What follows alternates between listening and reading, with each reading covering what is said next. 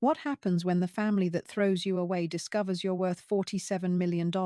I lost everything in one devastating week: my job, my home, and my son who chose his cruel wife over his own mother. But when I found that forgotten lottery ticket in my purse, could I really pull off the revenge that would change everything forever? I never thought my own son would throw me out like garbage, but here I was at 68 years old, standing in Anders's fancy kitchen with my termination letter shaking in my wrinkled hands. The grocery store manager had called me into his office that morning and told me they were letting me go after 12 years of loyal service. Budget cuts, he said, though I knew it was really because they wanted younger workers who could lift heavier boxes and work longer hours without complaining about their aching backs.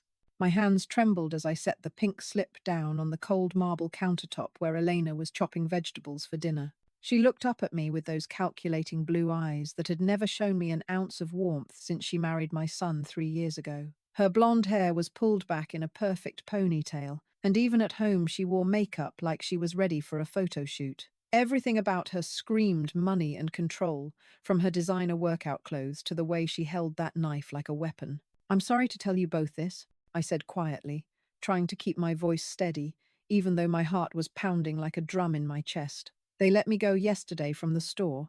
The manager said they had to make cuts, and since I'm the oldest employee, I was the first to go." I had practiced this speech in my car for 20 minutes before coming inside, but the words still came out shaky and uncertain. Elena's knife stopped moving, and she set it down with a sharp click that echoed through their pristine kitchen. The sound made me jump, and I realized how nervous she made me feel in my own son's house. Well, it wasn't really my house anymore, was it? I had been living in their guest bedroom for 6 months now, paying them $800 every month from my small grocery store salary just to have a roof over my head. "So you can't contribute to the household expenses anymore?" Elena's voice was ice cold, and she didn't even pretend to sound sorry for me. Her fingers drummed against the marble counter in a rhythm that sounded like a countdown to doom. I had seen her do this before when she was angry about something, usually when Anders left dishes in the sink or forgot to wipe down the bathroom counter after shaving. Anders sat at their kitchen island reading something on his phone, and he hadn't even looked up when I started talking. My own son, the baby I had raised by myself after his father died in that car accident 15 years ago, couldn't even be bothered to acknowledge that his mother had just lost her job. I watched him scroll through whatever was on his screen, probably sports scores or work emails, while his wife stared at me like I was some kind of pest she needed to get rid of. "I'll find something else," I promised, though we all knew that getting hired at my age would be nearly impossible. Most places took one look at my grey hair and lined face and found excuses not to call me back for a second interview. Maybe I could help with taking care of little Christoph instead of paying rent? I could watch him while you both work, make his meals, help with his homework. My grandson was only 6 years old, and I loved spending time with him. But Elena barely let me see him except for supervised visits in their living room. Elena stood up from her stool, and her high heels clicked against the hardwood floor like gunshots. Even at home, she wore shoes that cost more than I used to make in a week at the grocery store. "We can't carry dead weight in this house, Martha," she said, using my first name instead of calling me Mom like she had pretended to do when she first married Anders. "We have our own family to think about, our own bills to pay, our own future to secure." The words "dead weight" hit me like a slap across the face, and I felt tears starting to burn behind my eyes. This woman was talking about me like I was some stranger who had wandered in off the street asking for handouts. I had given birth to her husband, raised him as a single mother, worked 2 jobs to put him through college, and helped him buy his first car. Now she was calling me dead weight like I was nothing more than a burden they had to carry. "You have 1 week to find other living arrangements," Elena continued, her voice getting sharper with each word. "We simply cannot afford to support you anymore, and frankly, it's not fair to ask us to do so. You're a grown woman, and you need to figure out your own situation without depending on us to solve your problems." I looked desperately at Anders, waiting for him to jump in and defend me, to tell his wife that she was being cruel and heartless to the woman who had sacrificed everything for him. I waited for him to remember all the nights I stayed up with him when he was sick, all the baseball games and school plays I attended alone because his father wasn't there anymore, all the times I went without new clothes or nice dinners so he could have what he needed. Instead, my son finally looked up from his phone, and his face was blank and emotionless. "I'm sorry, Mom," he said in a voice that didn't sound sorry at all. "But Elena's right about this. We can't afford to support you financially, and it's not fair to expect us to do that. You need to find your own place and figure out how to take care of yourself." That night, I lay in their guest bed, staring at the ceiling and wondering how I had raised such a cold, heartless man. The room felt smaller than usual, like the walls were closing in on me, and I could hear Elena and Anders talking in low voices down the hall. I couldn't make out the words, but I could tell from their tone that they were discussing me like I was a problem they needed to solve quickly and efficiently. I reached for my purse on the nightstand, thinking I should count my money and figure out what I could afford for a deposit on some tiny apartment. My savings account had less than $3,000 in it, barely enough for first month's rent and a security deposit in this expensive city.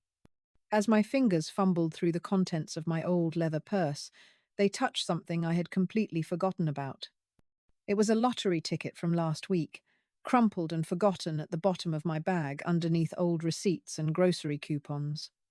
I had bought it on impulse at the store where I used to work, spending $2 I probably should have saved.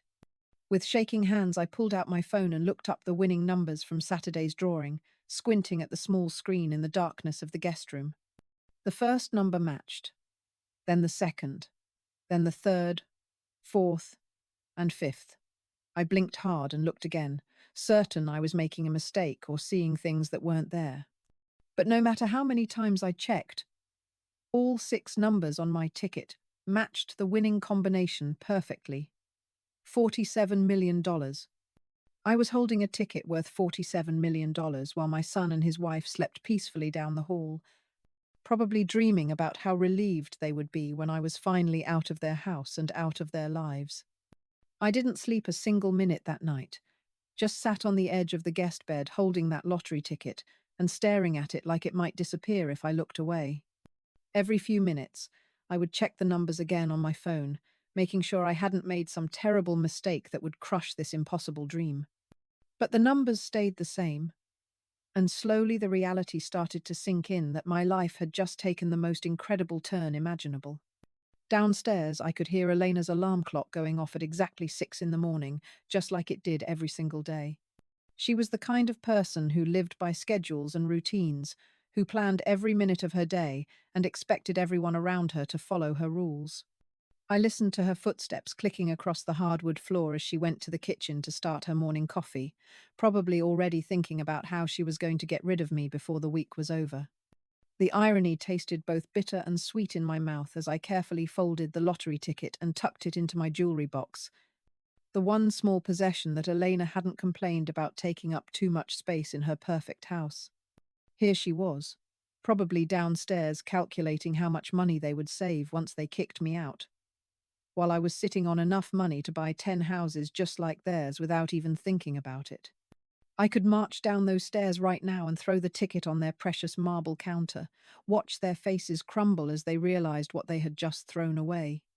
I could see Elena's fake smile disappearing, see Anders finally understanding what he had lost by choosing his wife over his mother. The thought of their shock and regret was tempting, so very tempting that my hands actually started moving toward the door. But something stopped me.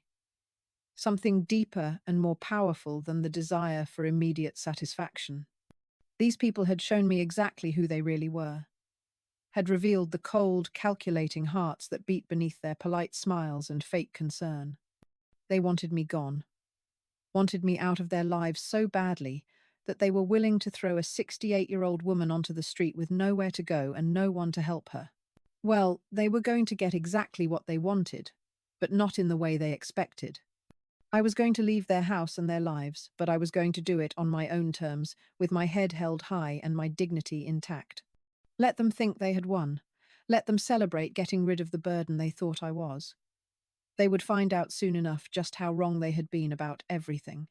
I heard Elena's voice drifting up from the kitchen, sharp and commanding as she gave Anders his daily list of instructions about picking up dry cleaning and stopping at the grocery store.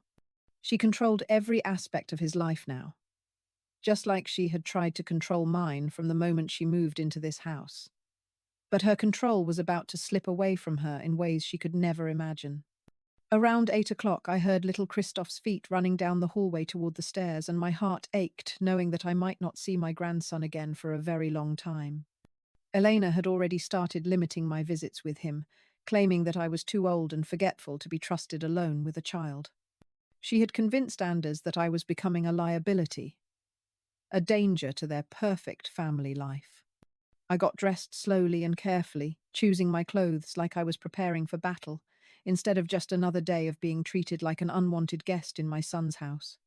When I finally went downstairs, Elena was standing by the front door with a piece of paper in her hand and that fake, concerned expression she wore whenever she was about to deliver bad news. "I've been doing some research this morning," she announced, waving the paper at me like it was some kind of trophy. "The Sunset Manor has availability, and they have payment plans for people in your situation. It's not fancy, but it's clean and safe, and most importantly, it's what you can afford on Social Security." She meant it was cheap, a place where forgotten old people went to wait for death while their families pretended they didn't exist anymore. I had driven past that place before, seen the cracked sidewalks and peeling paint, the residents sitting on the front porch staring at nothing with empty eyes. Elena had probably chosen it specifically because it was the most depressing option she could find. "I've even arranged for a taxi to take you there this afternoon," she continued, as if she was doing me some enormous favor instead of throwing me away like garbage. "The driver will be here at 2 o'clock, so you should start packing your things now. I know this is hard, but it's really for the best for everyone involved." I nodded slowly and meekly, playing the part of the defeated old woman she expected to see. "Thank you, Elena," I said in a quiet, broken voice that made her smile with satisfaction. "Thank you for everything you've done for me. I know I've been a burden, and I'm grateful that you and Anders have put up with me for as long as you have." Her smile got wider, and I could see the relief flooding through her body as she realized that I wasn't going to fight back or cause any drama. She had expected tears and begging, maybe even anger and accusations. Instead, she was getting exactly what she wanted: a pathetic old woman who knew her place and was grateful for whatever scraps of kindness she was thrown. "I'll miss having you here," she lied smoothly, her voice dripping with fake emotion. "But sometimes we have to make difficult decisions for the good of the family. I'm sure you understand that Anders and I need to focus on our own future now, on building something stable for Christoph." As I climbed the stairs to pack my single suitcase, I heard her on the phone with someone, probably one of her friends, telling them how relieved she was to finally get rid of Anders' troublesome mother. Her voice was bright and cheerful, completely different from the concerned tone she had used with me just minutes before. I packed slowly and carefully, taking only the clothes and personal items that truly mattered to me. Everything else could stay behind in this cold, sterile house, where love had been replaced by calculation and family bonds had been severed by greed. As I folded each piece of clothing, I thought about the new life I was about to begin, the incredible journey that was waiting for me just beyond Elena's front door. When the taxi arrived at exactly 2 o'clock, Elena supervised my departure like a prison warden, making sure an inmate didn't try to escape with contraband. She stood in the doorway with her arms crossed, watching as I loaded my suitcase into the trunk and climbed into the back seat. Anders was nowhere to be seen, probably hiding upstairs so he wouldn't have to watch his mother being thrown out of his house. "Where to, ma'am?" the taxi driver asked, glancing at me in his rearview mirror with kind, concerned eyes. He was probably wondering why a woman my age was being kicked out of such a nice house with nothing but a single suitcase and a sad expression. I gave him the address of the Grand Marquis Hotel, the fanciest place in the entire city, and watched his eyebrows rise in surprise. Through the rear window, I could see Elena still standing in the doorway, probably making sure I actually left and didn't try to sneak back inside when she wasn't looking. As we drove away from the house where I had lived for 6 months, away from the son who had chosen his wife over his mother. I felt something I hadn't experienced in years. It wasn't just relief or excitement about my lottery winnings. It was power, pure and simple. For the first time in decades, I was in control of my own destiny, and I had the resources to make sure that control would never be taken away from me again. Little did Elena know that she had just made the biggest mistake of her life, and I was about to become the most dangerous woman she would ever meet. The presidential suite at the Grand Marquis Hotel felt like stepping into a completely different world, one where 68-year-old women weren't treated like disposable objects that could be thrown away when they became inconvenient. I stood at the floor-to-ceiling windows that stretched from one end of the room to the other, looking down at the city that had rejected me just 24 hours earlier, and for the first time in months, I felt a genuine smile spread across my face. The suite was bigger than Anders and Elena's entire downstairs, with marble floors that gleamed under crystal chandeliers and furniture that probably cost more than most people made in a year. But what struck me most wasn't the luxury or the expensive decorations. It was the silence, the blessed absence of Elena's sharp voice cutting through the air like a knife, telling me what I could and couldn't do in what she considered her domain. My first phone call was to Harrison and Associates, the law firm that handled celebrity divorces and corporate scandals, the kind of lawyers who charged $1,000 an hour and never lost a case. I had seen their commercials on television and read about them in the newspaper, always representing the rich and powerful people who could afford their services. Well, now I was one of those people, whether Elena and Anders knew it or not. Harrison and Associates, how may I direct your call?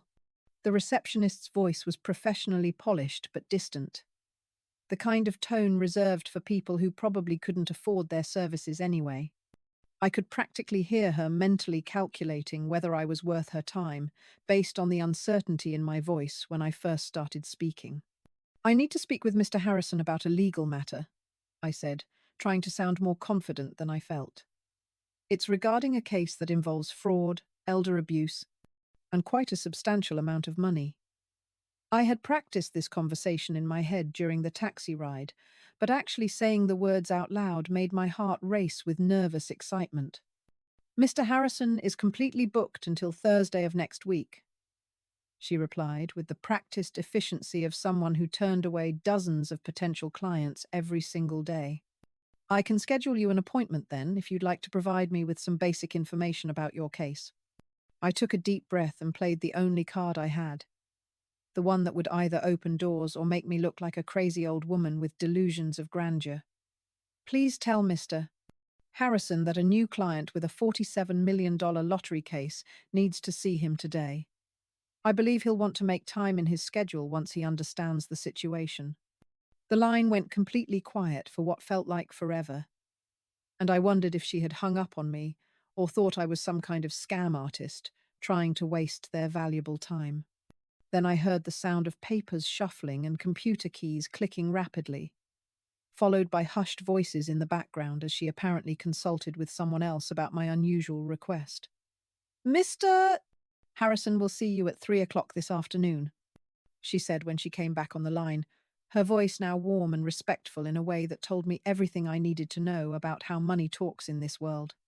"Please bring any documentation you have regarding your case, and someone will meet you in the lobby to escort you to his office." My second call was even more important, though it took me longer to work up the courage to dial the number. I had found the private investigator's advertisement in the phone book while I was waiting for room service to bring me lunch, and something about the simple, straightforward wording of his ad appealed to me more than the flashy displays of the bigger firms.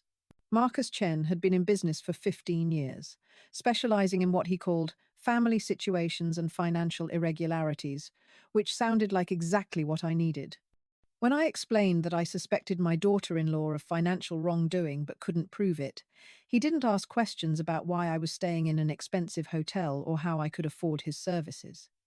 "These kinds of cases are more common than you might think," he told me in a voice that was both professional and kind.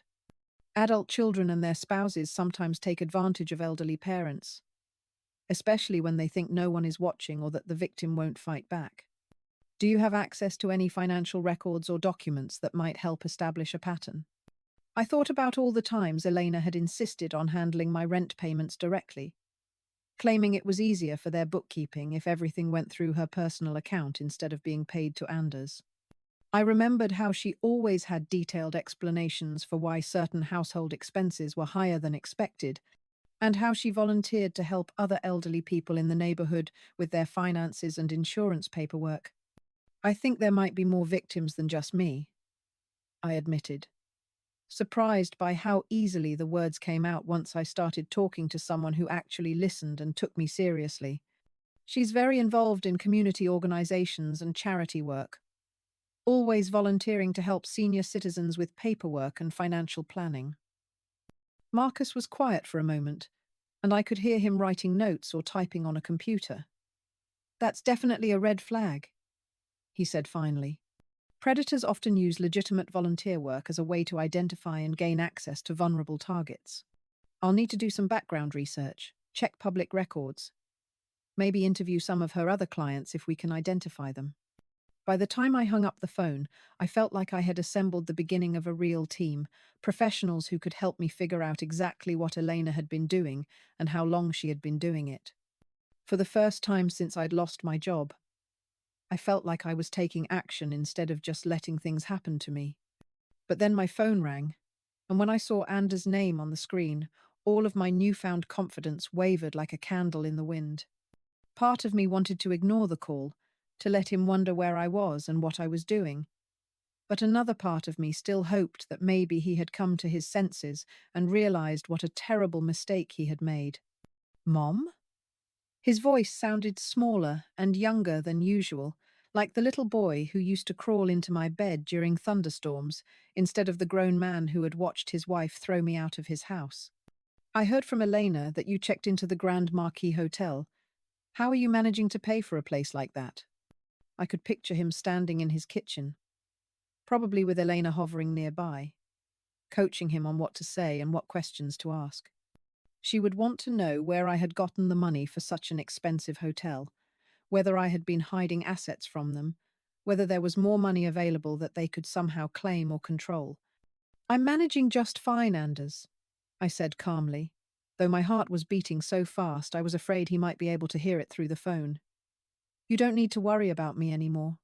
You and Elena made it very clear that I'm not your responsibility, so you can go ahead and live your life without thinking about what happens to your mother.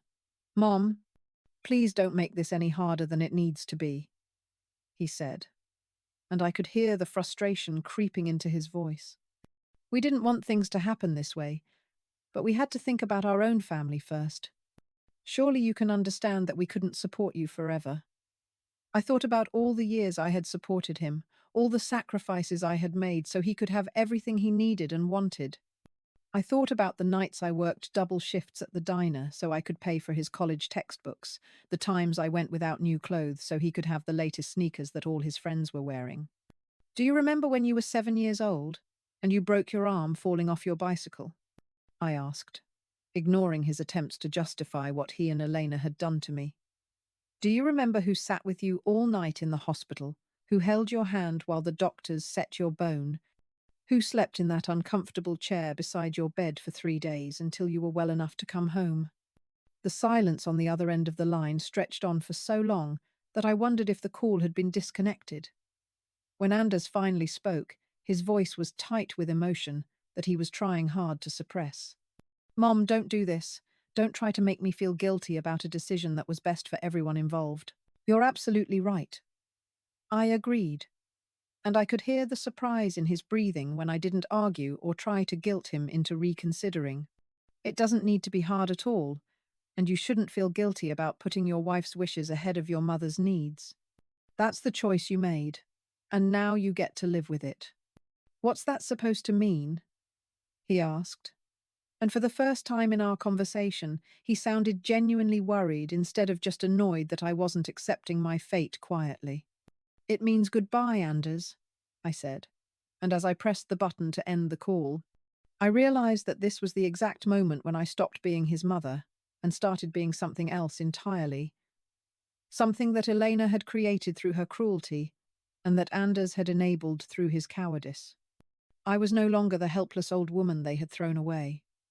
I was their reckoning, and they had no idea what was coming for them. 3 days into my new life at the Grand Marquis, I sat across from Detective Rodriguez in an upscale cafe downtown, staring at photographs that made my blood freeze in my veins, and my hands shake with a rage I had never experienced before. The images spread across the mahogany table between us showed Elena at various charity events and fundraisers, always perfectly dressed, and smiling that fake smile I knew so well. But now I understood what she was really doing at these gatherings.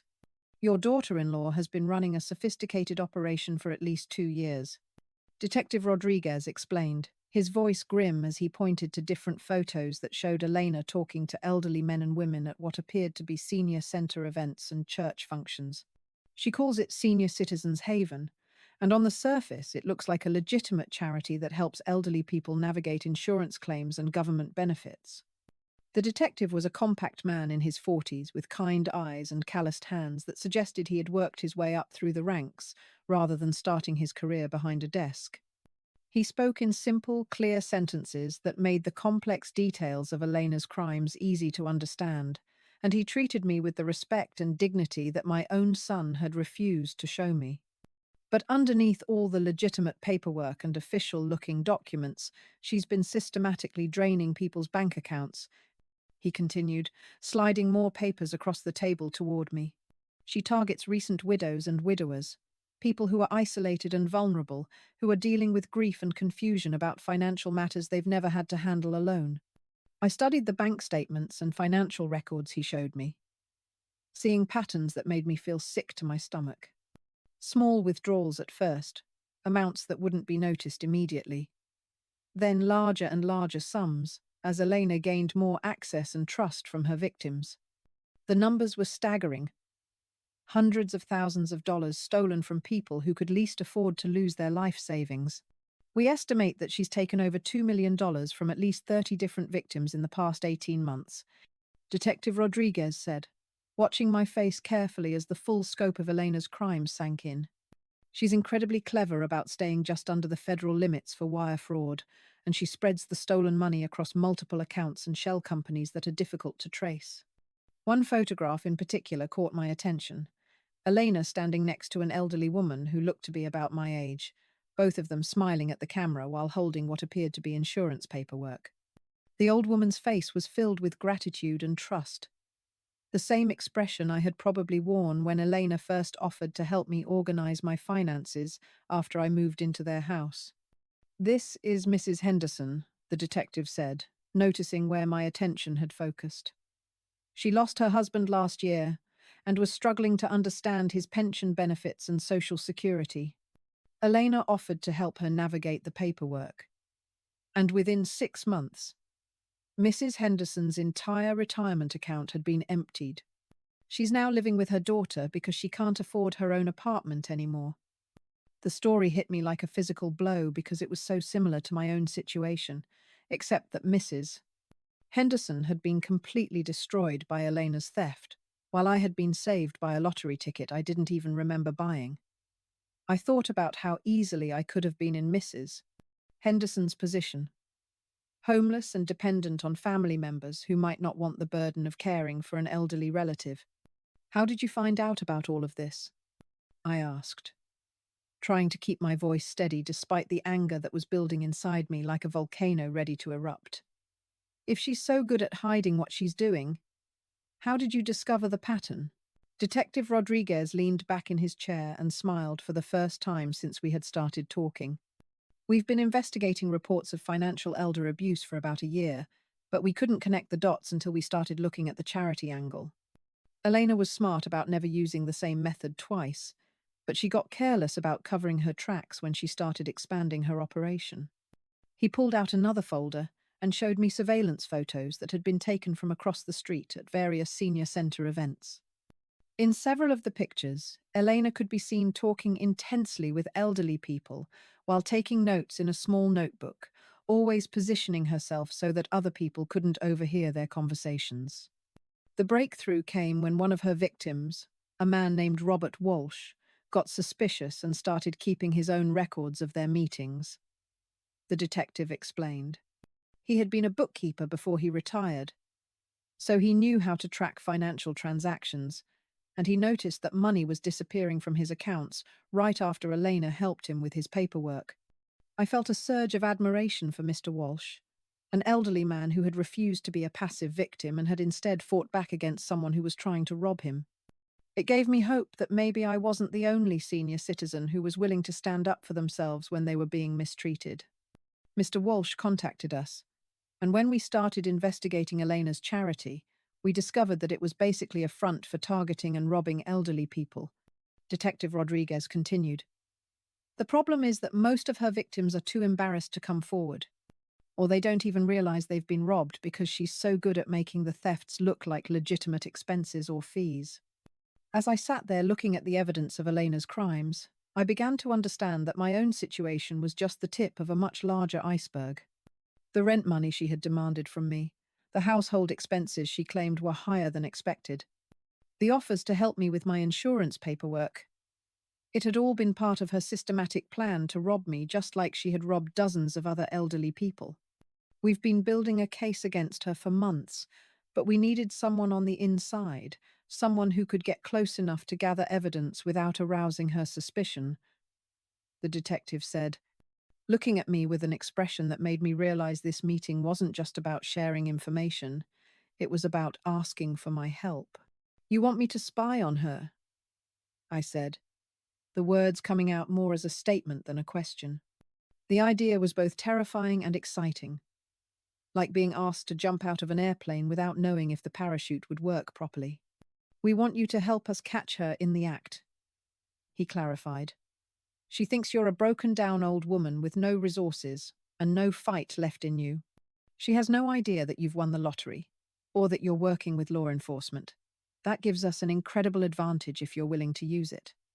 I thought about Mrs. Henderson living with her daughter because Elena had stolen her retirement money. I thought about Mr. Walsh keeping careful records because he refused to be robbed quietly. I thought about all the other elderly people whose names I didn't know but whose lives had been destroyed by Elena's greed and cruelty. What would I have to do? I asked, surprising myself with how calm and determined my voice sounded. A week ago, I had been afraid to ask Elena for an extra blanket because I didn't want to seem demanding. Now I was considering going undercover to help catch her in the biggest crime of her life. Detective Rodriguez smiled again, and this time there was something almost predatory in his expression. We want you to become her next victim, he said. Let her think she's found another elderly woman with money to steal. Give her the opportunity to incriminate herself while we record everything she says and does. That evening, I stood in my hotel suite looking out at the city lights and thinking about how much my life had transformed in just a few days. I had gone from being a discarded burden to being a secret weapon in a law enforcement operation that could put Elena in prison for decades. The lottery ticket that had started this whole journey was now framed and sitting on my dresser, a reminder of how quickly fortune could change and how important it was to seize opportunities when they presented themselves. Tomorrow, I would call Elena and ask for her help, pretending to be the desperate old woman she expected me to be. But this time, when she tried to rob me, she would be walking straight into a trap that would finally give her victims the justice they deserved.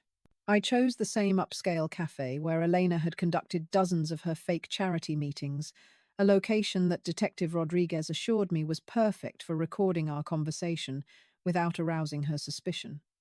The irony wasn't lost on me that I was sitting in the exact spot where she had convinced vulnerable elderly people to trust her with their life savings before systematically robbing them blind. Today, the hunter was about to become the hunted, though Elena had no idea what was waiting for her. She arrived exactly 15 minutes late, a calculated power play that once would have made me feel small and apologetic for taking up her valuable time. Now, watching her scan the cafe with those predatory blue eyes, I felt nothing but disgust for the woman who had destroyed so many innocent lives while pretending to be a caring philanthropist. Her designer handbag probably cost more than most of her victims had left in their bank accounts after she finished with them. Martha, you look different somehow, Elena said, as she settled into her chair with that practiced grace she used to intimidate people. I was different. I was $47 million different and armed with knowledge that could put her in prison for the rest of her life, but she didn't need to know that quite yet. I've been doing a lot of thinking since you and Anders helped me realize that I needed to be more independent. I replied, keeping my voice humble and grateful just like Detective Rodriguez had coached me to do. You were absolutely right about me being a burden. And I want to thank you for forcing me to face reality about my situation. Elena's smile was sharp enough to cut glass, and I could see the satisfaction spreading across her face like poison as she realized that her plan to break my spirit had apparently worked perfectly. She thought she was looking at a defeated old woman who had finally accepted her place in the world, someone who would be grateful for whatever scraps of help she was offered. I'm so glad you're taking a mature approach to this transition, she said in that sickeningly sweet voice she used when she was manipulating people. I know it seemed harsh at the time, but sometimes we have to be cruel to be kind. You needed to learn how to stand on your own 2 feet, instead of depending on others to solve your problems. I pulled out a manila folder that Detective Rodriguez had prepared for me, filled with fake insurance documents and financial paperwork that would look authentic to someone who wasn't examining them too closely. Elena's eyes immediately focused on the folder like a shark sensing blood in the water, and I could practically see her calculating how much money she might be able to steal from whatever assets I was about to reveal. I've been going through some old papers that I found in storage, I said, opening the folder and pretending to sort through the documents with confusion and uncertainty. There are some insurance policies that I completely forgot about, and maybe some retirement benefits that I never claimed. I'm not sure I understand all the paperwork, though. It's so complicated for someone my age to figure out. The transformation in Elena's demeanor was immediate and dramatic. Her fake sympathy disappeared, replaced by intense focus and barely contained excitement as she leaned forward to get a better look at the papers I was holding. This was her moment, the opportunity she had been waiting for to sink her claws into another victim who was too trusting and confused to protect themselves. Oh my goodness, Martha. These look like they could be quite valuable, she said, reaching across the table to take the folder from my hands. Insurance policies like these often have significant cash value that people don't realize they can access. And retirement benefits can add up to substantial amounts of money if they've been accumulating interest over the years. I watched her flip through the fake documents, seeing her pupils dilate with greed as she pretended to study them carefully. Every gesture, every expression, every carefully chosen word was part of a script she had perfected through dozens of previous victims. She was a predator who had learned exactly how to identify weakness and exploit it for maximum financial gain. The problem is that insurance companies and government agencies make these processes incredibly complicated on purpose. Elena continued, her voice taking on the tone of a concerned expert who only wanted to help. They use confusing language and bureaucratic procedures to discourage people from claiming benefits they're legally entitled to receive. That's why so many senior citizens miss out on money that rightfully belongs to them. Here it was, the same sales pitch she had used on Mrs. Henderson, Mr. Walsh, and dozens of other elderly people who had trusted her to help them navigate complex financial systems.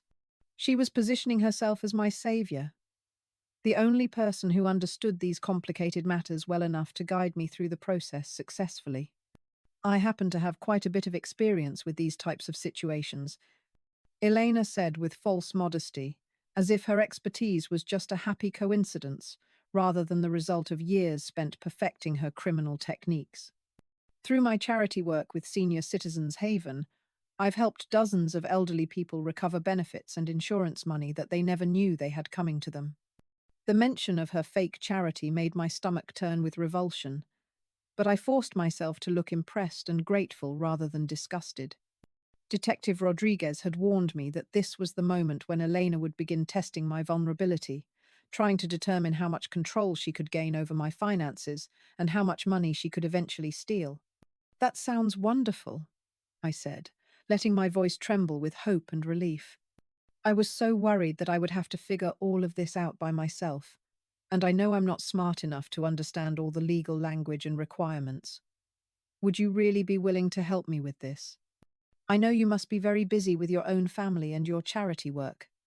Elena's smile became predatory, and I could see her mentally calculating how much money she thought she could extract from my fake insurance policies and retirement benefits. She was already planning how she would gain access to my accounts, what excuses she would use to justify the fees and expenses she would charge, and how long she could string out the process to maximize her profits. Of course, I'd be happy to help you, Martha, she said, her voice dripping with fake sincerity. That's what family is for, isn't it? And besides, I have connections with insurance companies and government agencies that can make this process much smoother and faster than if you tried to handle it on your own. She reached into her expensive handbag and pulled out a business card for Senior Citizens Haven, the same fake charity that had been used to rob so many innocent people. The card looked official and professional, with a phone number and address that would check out if someone did a casual investigation, but Detective Rodriguez had already explained that the whole operation was designed to look legitimate on the surface while hiding the criminal activity underneath. There is one small complication that we'll need to address right away, Elena said, her tone becoming serious and businesslike. These types of claims often require upfront processing fees and administrative costs before the insurance companies will release any funds. It's frustrating, I know, but that's just how the system works. And there it was, the hook that she used to get initial access to her victims' money. She would convince them that they needed to pay fees and costs up front, promising that these expenses would be reimbursed once the claims were processed. But the fees would keep getting higher. The delays would keep getting longer. And eventually the victims would realize that their money was gone forever. How much do you think the fees might be? I asked, playing the part of a worried elderly woman who was already in over her head. I don't have very much money saved up, and I'm living on Social Security now that I lost my job. Elena's eyes gleamed with satisfaction as she realized how perfect this situation was for her. A desperate elderly woman with limited resources would be unlikely to question her methods or demand detailed explanations of where the money was going. She probably thought I would be one of her easiest victims ever. Don't worry about that right now, she said, patting my hand in a gesture that was supposed to be comforting but felt like a spider crawling across my skin. We'll start with small amounts and work our way up as the process moves forward. The important thing is that you'll eventually receive much more money than you invest in fees. As I sat there listening to Elena explain how she was going to rob me, I thought about all the elderly people who had sat in this same cafe, in this same chair, listening to these same lies and believing that they had finally found someone who cared about their welfare. The weight of their trust and her betrayal was almost too much to bear, but I forced myself to stay focused on the mission. Detective Rodriguez was recording every word through the device hidden in my purse, capturing evidence that would finally bring justice to Elena's victims and put an end to her criminal enterprise. But as I looked into her cold, calculating eyes, I realized that exposing her crimes was only the beginning of what she deserved for the lives she had destroyed. The federal courthouse was packed with Elena's victims when the sentencing hearing finally arrived 6 months later. Elderly men and women who had traveled from across the state to see justice, served against the woman who had stolen their life savings and destroyed their golden years. I sat in the front row, no longer the broken, discarded woman who had been thrown out of her son's house, but someone who had transformed pain into purpose and desperation into determination. Elena's defense attorney was still arguing for leniency, painting her as a desperate young mother who had made poor choices during difficult financial times. He talked about her charity work and community involvement, conveniently ignoring the fact that all of her volunteer activities had been designed to identify and target vulnerable elderly people for financial exploitation. The man was good at his job. I had to give him that, but no amount of smooth talking could erase the mountain of evidence against his client. Judge Morrison had listened to 3 days of testimony from Elena's victims, hearing story after story of elderly people who had trusted her with their finances and been systematically robbed over months or years. Mrs. Henderson had testified about losing her entire retirement account and being forced to move in with her daughter. Mr. Walsh had explained how Elena's theft had cost him his independence and his dignity. Dozen after dozen of senior citizens had taken the witness stand to describe how Elena's greed had destroyed their lives. When the judge finally announced the 15-year sentence, a collective sigh of relief and satisfaction swept through the courtroom. 15 years wasn't enough to undo the damage Elena had caused, but it was long enough to ensure that she wouldn't be able to hurt anyone else for a very long time. The judge also ordered full restitution to all victims, though everyone knew that most of the stolen money was gone forever, hidden in accounts that would probably never be recovered. Elena's composure finally cracked when she heard the sentence. And for the first time since I had known her, the mask of cold control slipped away to reveal the desperate, angry woman underneath. She turned to scan the courtroom, her eyes wild with rage and disbelief, until they landed on me sitting calmly in the front row. The hatred in her stare was so intense it was almost physical, like she was trying to set me on fire with the force of her fury. "This is all your fault," she mouthed silently, her lips forming words that everyone in the courtroom could understand even though no sound came out.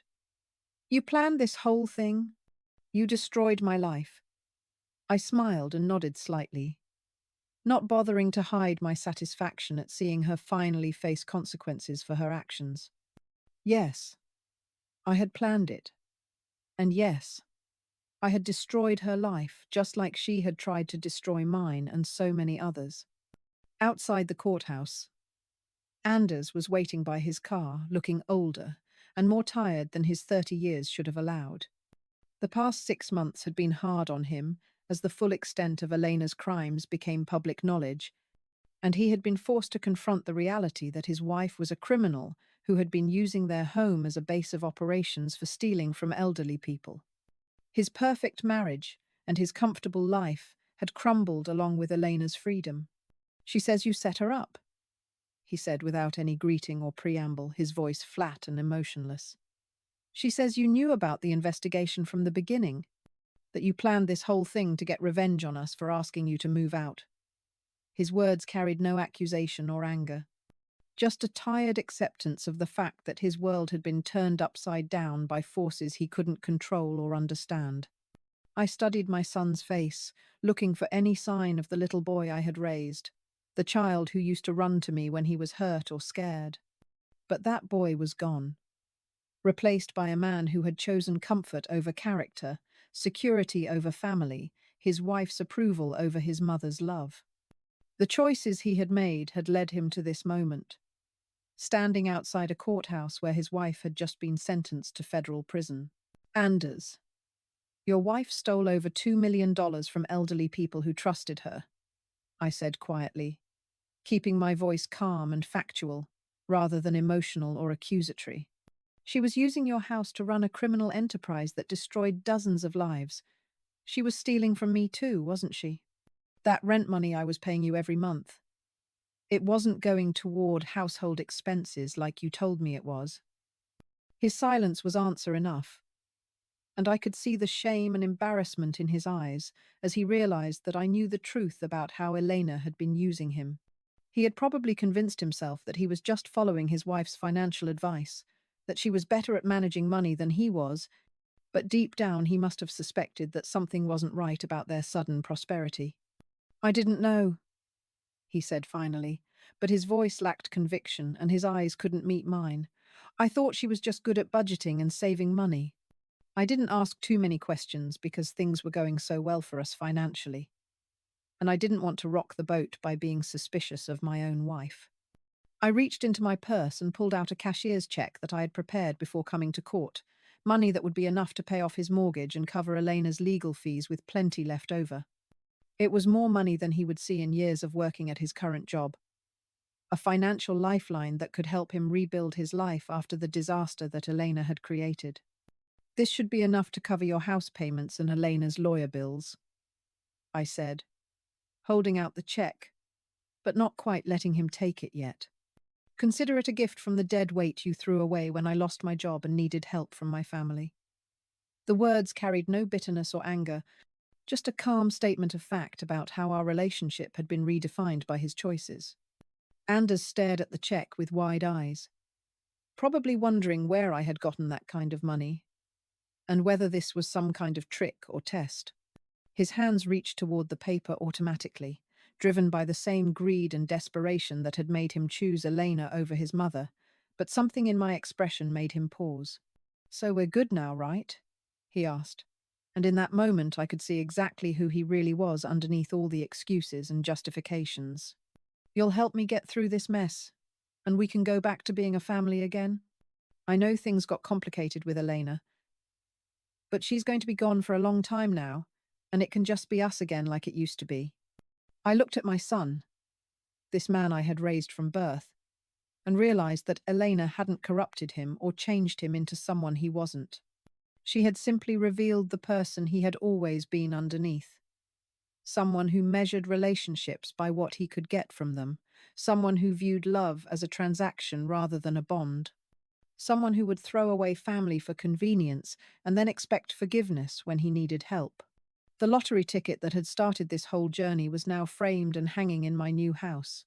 A reminder that fortune could change in an instant, but character was revealed over time. Elena was going to prison for her crimes, but Anders was going to have to live with the knowledge that when his mother needed him most, he had chosen his wife's comfort over his family's loyalty. "Goodbye, Anders," I said, putting the check back in my purse and walking toward my car. In the rearview mirror, I could see him standing alone in the courthouse parking lot, finally understanding that some bridges, once burned, could never be rebuilt, and that some choices carried consequences that lasted long after the immediate benefits had faded away.